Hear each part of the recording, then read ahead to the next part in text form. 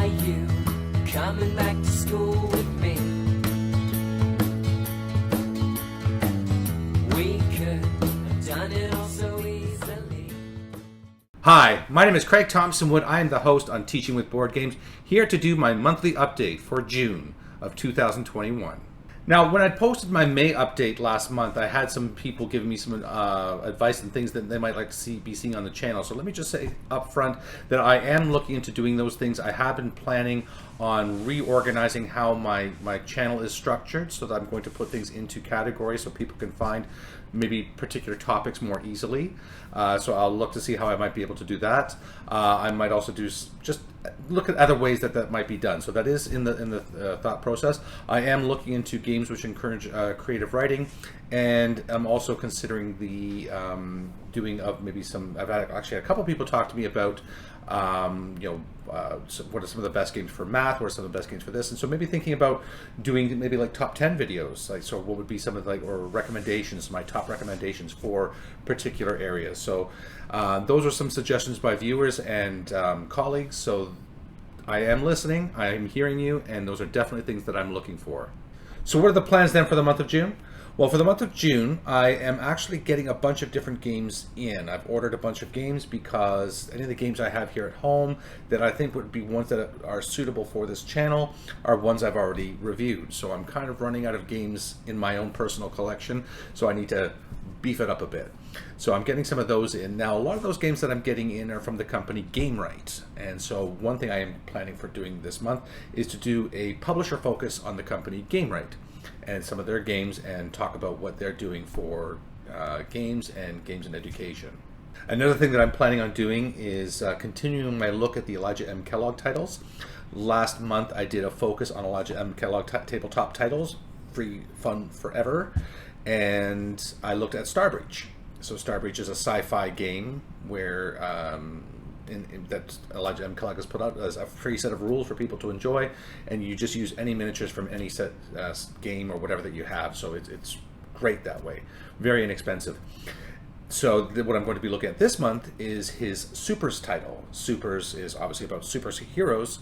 A lot of the same ideas, same mechanics, and these kinds of games at first blush might not seem very appropriate for this channel, but they really are. There's just, because it's encouraging a lot of reading, comprehension of your reading, the math that's involved in the creation of the teams, the math that's involved in playing the games.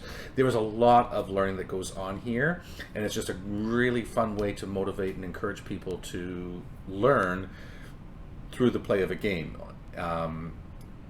just because of the math and the things that are just intrinsically involved within the play. But as for what other games I'm going to be looking at, I'm going to leave that up in the air for now, because I'm still deciding on seeing if I can find that creative writing, those creative writing games that had been asked about. But I'm also, like I said, I've got games in on order, so depending on which ones come in first, will be also helping to determine which ones I'm going to review.